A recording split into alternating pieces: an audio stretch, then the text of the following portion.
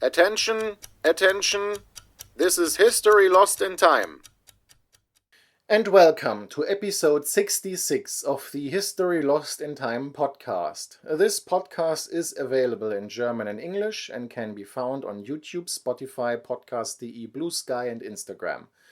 There's also a music-based partner project on YouTube called HLIT AI Music. The topic of this episode. This episode launches my overview of the individual public broadcasting stations in Germany as far as my sources allow. In the radio episodes on West German broadcasting after 1945, episodes 54, 58 and 62, I provided a general overview, focusing primarily on the political and organizational background. In the upcoming episodes, I would like to delve deeper into this topic, but also mention music selection, current events, and individuals who were active in the station's history. Political agenda and background. None. This is not a critical analysis of public broadcasting today, but a historical look at its early years. The sources that were used.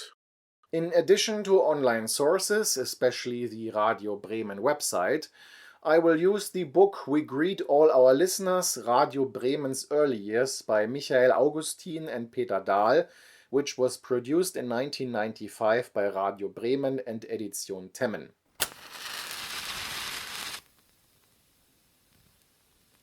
The history of broadcasting in Bremen began on November 30th, 1924. On that day, the Bremen relay transmitter of NORAC, the Nordic Broadcasting Corporation, was officially put into operation.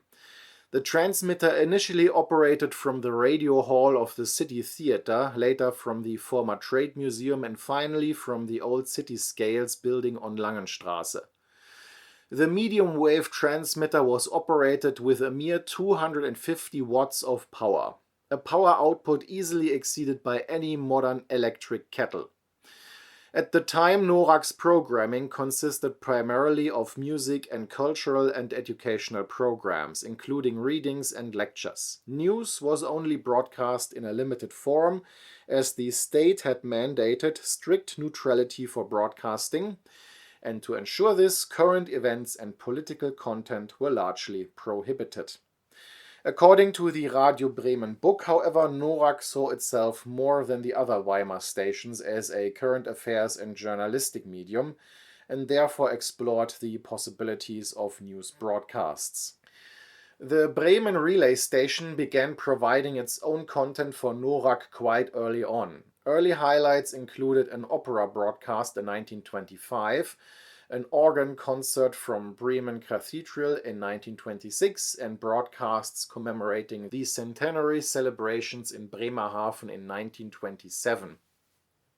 As early as 1926, a dedicated orchestra was founded for the Bremen relay station, initially known as the Bremen NORAC Quartet, and later expanded to become the Bremen Town Musicians.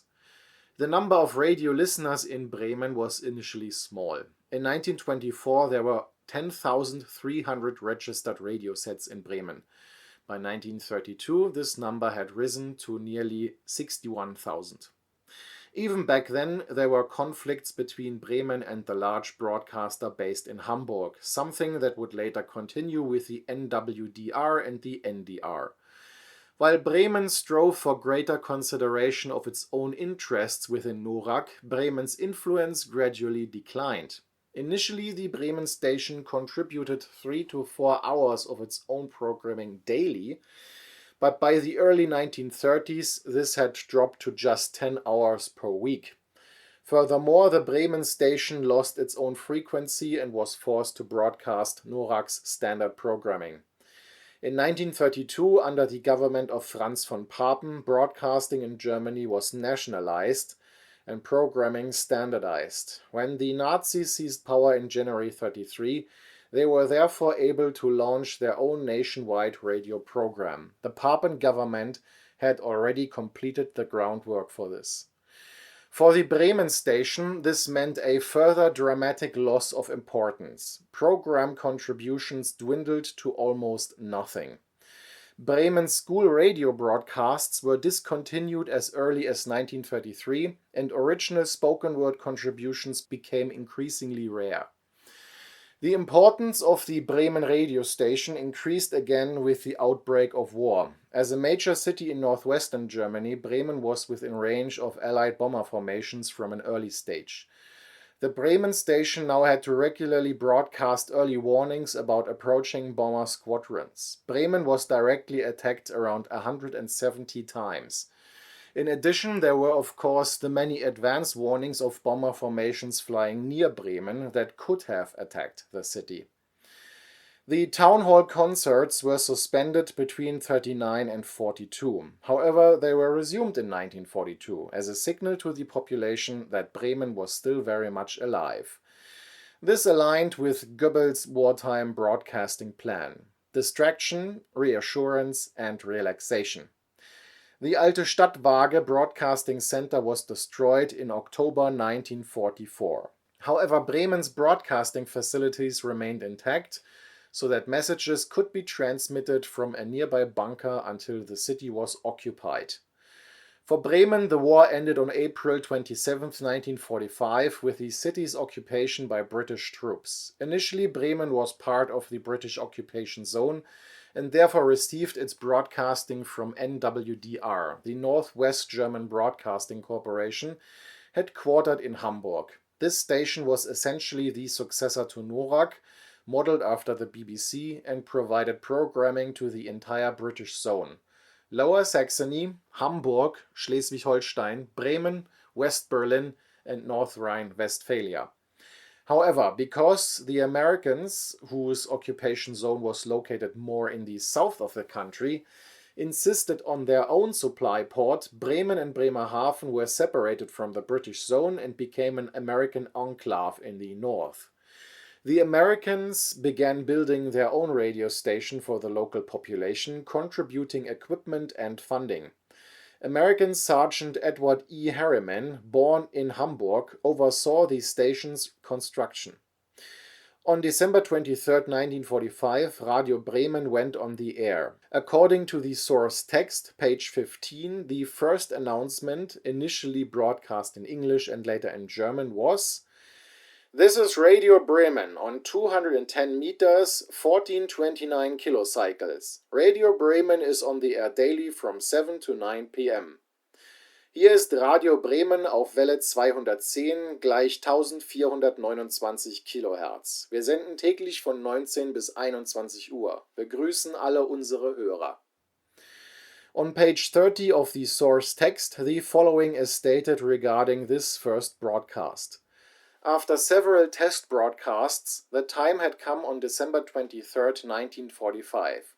Radio Bremen began its regular broadcasts. At the microphone on the balcony of the town hall, Mayor Wilhelm Kaisen. Those involved recount that everything went wrong during this first transmission. According to the US occupation authorities, Radio Bremen's mission consisted of 3 tasks: broadcasting world and local news, broadcasting a cultural and educational program, disseminating communications from the civilian government as well as announcement and decrees from the military government.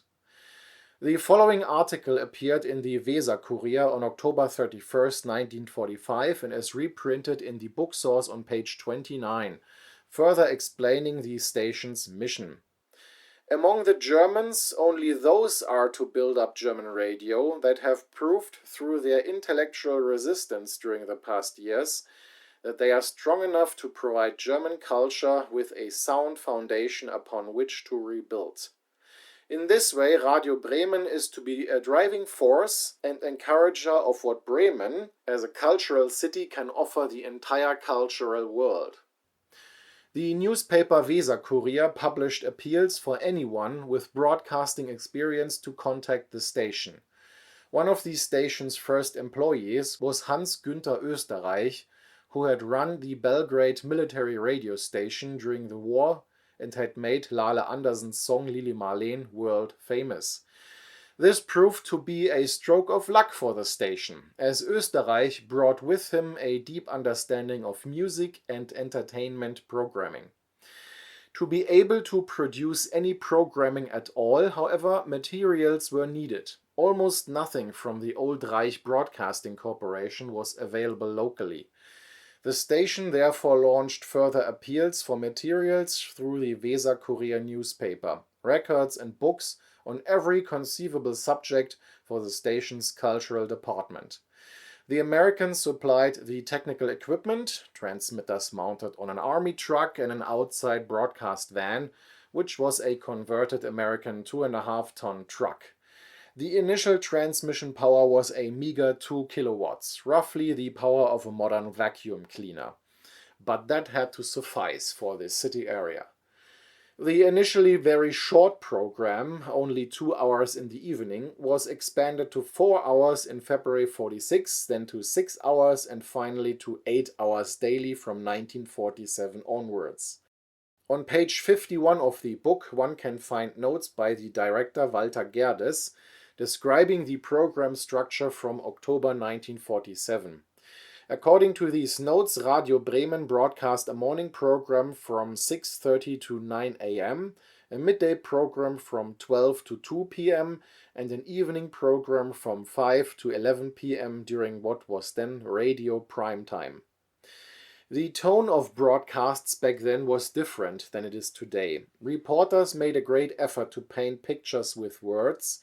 Interviews were staged very differently than they are today, and the atmosphere was considerably more serious. On pages 16 and 17 of the book, the following is written about the first months of radio broadcasting. The news program Daily Review was among the most listened to programs at the time. Anyone listening to early recordings can hardly escape the impression that the reporters particularly enjoyed the nourishing reports from agriculture, fish processing, and tobacco manufacturing. A daily program was called Radio Bremen Says Thank You. It was aimed at listeners who had brought their own records to the radio station. Thus, there was also music, and jazz was broadcast from American collections. A special feature was the spoken newspaper, which was produced in cooperation with the Weser-Kurier newspaper. Due to a paper shortage, the printed newspaper could not yet be published daily. Radio Bremen had a dance orchestra and an entertainment orchestra. The 2 millionth care package, 8 shipments from the USA, was delivered under the watchful eye of Radio Bremen. That's how important news about food was back then. When on the day of the currency reform, June 20th, 1948, all the shops were suddenly well stocked again, Radio Bremen naturally reported on that as well.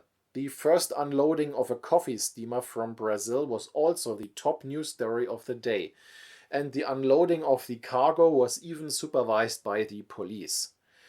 The school radio program, which had been discontinued in 1933, was quickly revived. Since there was initially very little teaching material available in schools, radio enriched the lessons. American funding ensured that most schools in Bremen were equipped with radios and could participate in the school radio program. After just 1 year, 340 classes comprising around 15,000 students were already involved. From 1948 to 88, accompanying booklets for teachers were also available. The school radio editorial team consistently endeavored to align the content with the school curriculum. However, the Bremen station always suffered from its small size and weak funding. When the Postal Service resumed collecting broadcasting fees in July 1945, the Bremen station did not receive its money directly but only indirectly through the NWDR, the Northwest German Broadcasting. The NWDR, however, opposed the existence of the Bremen station and demanded that it join its own broadcasting area. The Bremen station refused and insisted on its independence. Even the Americans admitted that Radio Bremen was ultimately too weak financially.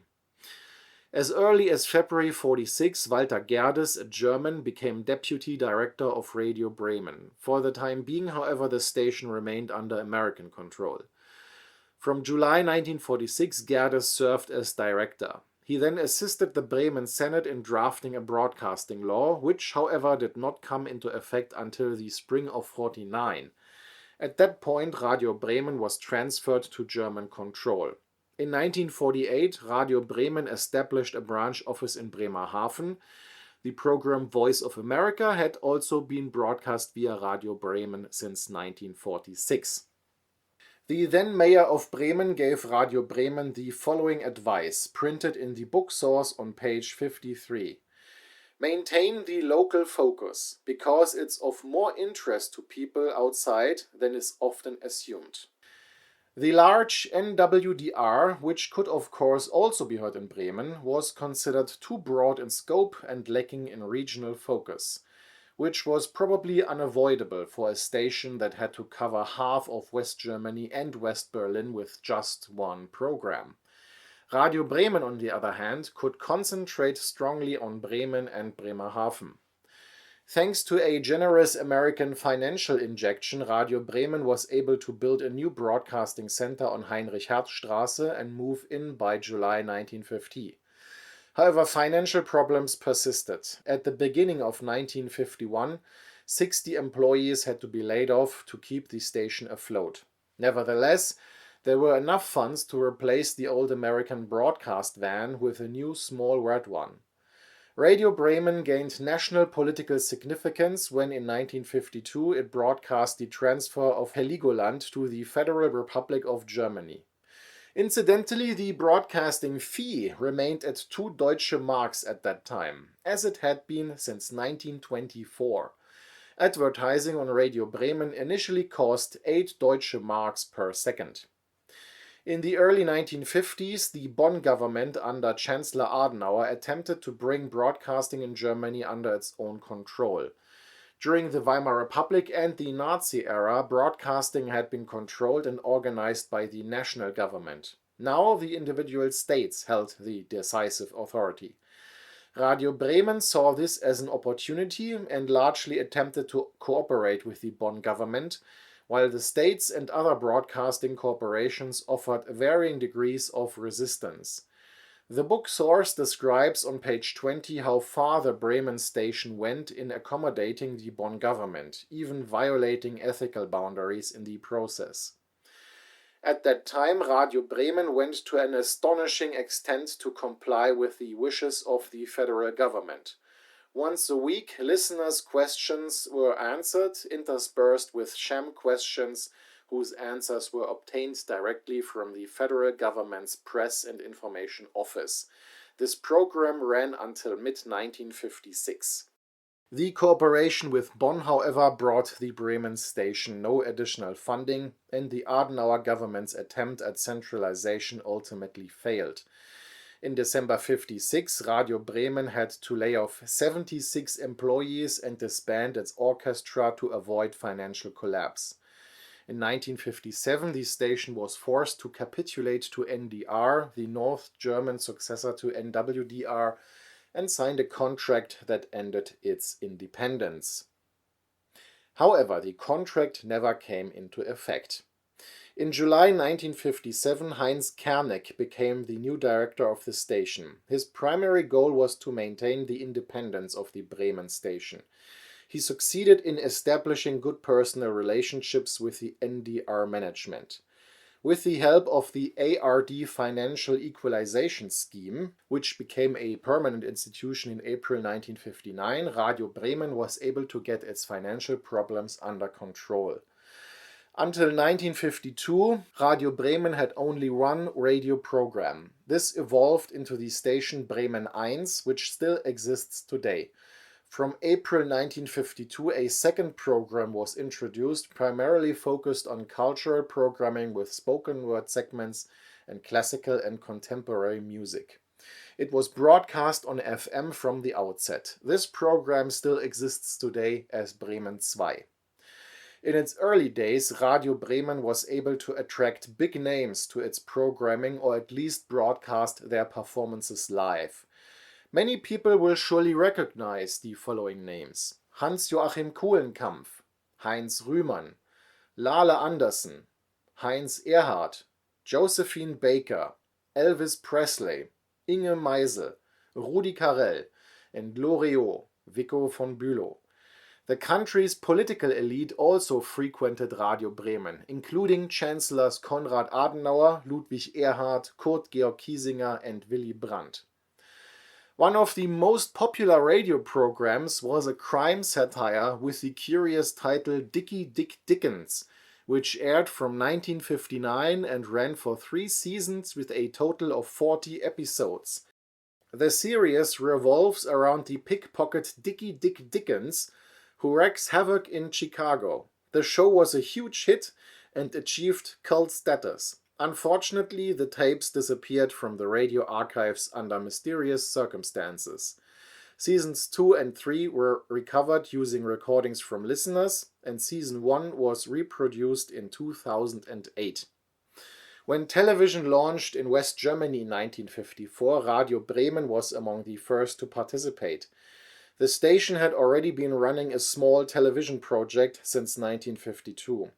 With the founding of ARD Television, Radio Bremen was permitted to contribute up to 5% of the total programming. However, television in Bremen had a very modest start. At the beginning of 1955, there were only 573 registered television sets in Bremen and Bremerhaven. Radio remained the dominant medium in Germany until around 1960, when it was finally overtaken by television. Radio Bremen broadcast its first evening program in 1958. From 1962 onward, the station regularly contributed 3% of the ARD television programming. When the third program N3 launched in northern Germany in 1965, later renamed NDR Television, it was a joint production of NDR, Sender Freies Berlin SFB, and Radio Bremen. To accommodate the increased workload, a new television studio was opened in Bremen-Osterholz in 1967. The third radio program launched in November 1964 initially aimed exclusively at migrant workers, but then expanded into a full-service program with light music in 1985. This station eventually became Radio Bremen Melodie. In the 1960s, Radio Bremen developed several groundbreaking formats, including the pop music program Beat Club, which ran from 1965 to 1972, and its successor Musikladen, which continued until 1984. These two ARD programs were very popular among young people, and Beat Club in particular had the potential to spark arguments between generations in German families about television programming. 83 episodes of Beat Club were produced and exported to 30 countries, including Finland, Hungary, then an Eastern Bloc country, Thailand, and Tanzania. In Germany, the program achieved ratings of up to 63% among all Germans and 75% among teenagers. The successor program Musikladen offered a wider variety of music and was therefore also more popular with older generations. Radio Bremen developed the talk show 3 nach 9 for N3. Starting in 1977, news broadcasts in Low German were also aired for the first time, and this program still exists and is broadcast Monday through Friday at 10:30 a.m. on Bremen 1. In 1979, the Bremen Broadcasting Act was reformed. Since then, there has been no Director General, but rather a 5-member board of directors. In 1980, the program Buten und Binnen was developed for regional television, and it continues to this day. In December 1986, the youth radio program Bremen 4 was launched. Until 1992, it was characterized by a very high proportion of rock music, after which it underwent some minor changes. Since the 1990s, Radio Bremen has used the Radio Data System RDS, which transmits information alongside the FM audio data stream on a data channel and is particularly important for traffic reports. This system replaced the older ARI system, the Motorist Radio Information System, which operated from 1974 to 2008. In 1999, the ARD financial equalization system was reformed, which put Radio Bremen under financial pressure. By 2006, the station had lost a third of its revenue, and therefore had to significantly streamline its operations.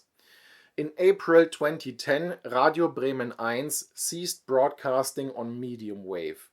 Reasons for this included both cost and low listenership. FM radio was the standard at the time, offering significantly better audio quality, albeit with a shorter range, and the digital standard DAB, or rather DAB+, had already been launched.